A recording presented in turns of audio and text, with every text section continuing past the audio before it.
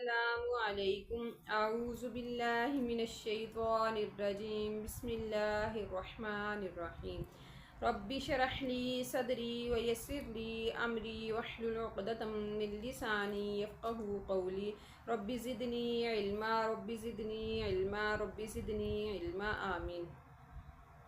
पिछले लेसन में हम लोगों ने रुमूज़ औक़ाफ़ शुरू किए थे। हम लोगों ने आधे रुमूज़ औक़ाफ़ पढ़ लिए थे और आधे हमारे रह गए थे।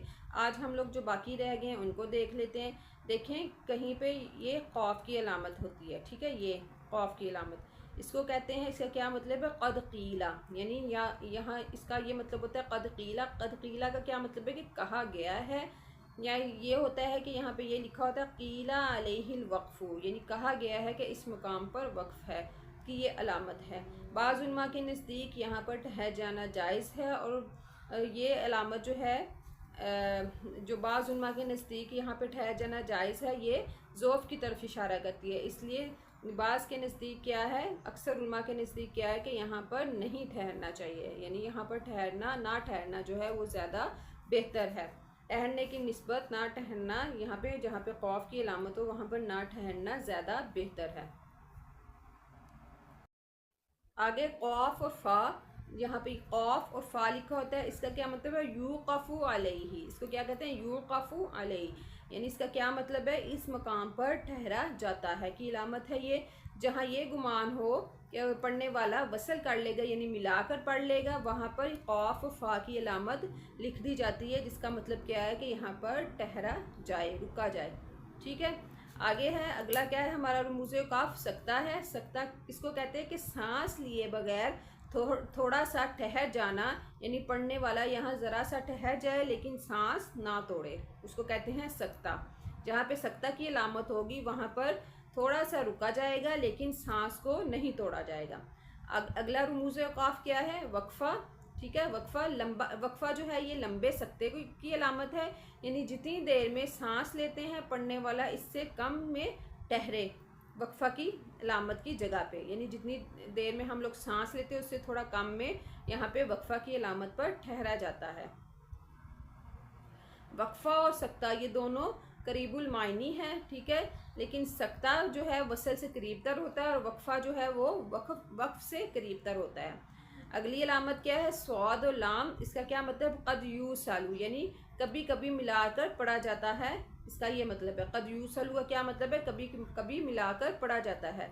इसकी अलामत है, यानी पढ़ने वाला कभी इस जगह पर ठहर जाता है और कभी नहीं ठहरता। यहाँ तर्के वसल ऊला और वक्फ़ करना अहसन है, यानी वसल को छोड़ देना क्या है? अफजल है, और वक्फ़ करना क्या है? अच्छा है। स्वाद और लाम की जहाँ पर अलामत हो वहाँ पर वक्फ़ करना क्या है? अच्छा है। आगे स्वाद लाम और बढ़िए, इसका क्या मतलब है? अलवस्लु औला, इसका क्या मतलब है? अलवस्लु औला की अलामत है ये, यानी मिलाकर पढ़ना बेहतर है। जहाँ पे ये अलामत होगी, स्वाद लाम बढ़िए की अलामत होगी, वहाँ पर मिलाकर पढ़ना बेहतर है।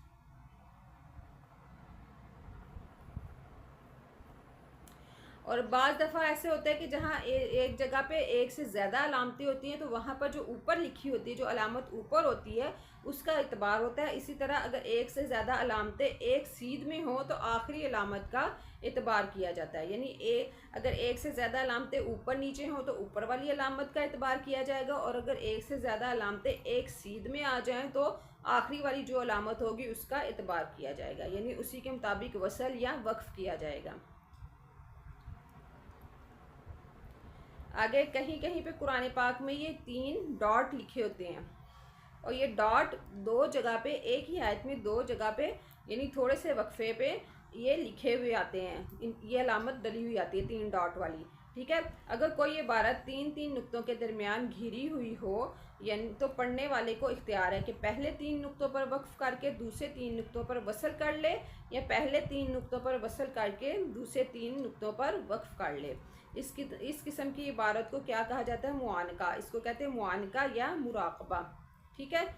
इस किस्म की इबारत को मुआनका या मुराकबा कहा जाता है, यानी ये जहाँ पे 3 डॉट एक जगह पे होंगे एक ही आयत में, थोड़ी सी आगे आयत, थोड़ी से अल्फाज के बाद आगे भी आयत में, उसी आयत में 3 और डॉट होंगे, तो पढ़ने वाले को इख्तियार अल्लाह ताला ने दिया है कि चाहे तो पहले वाले 3 डॉट पे वक्फ़ कर लें और चाहे तो अगले वाले 3 डॉट पे वक्फ़ कर लें।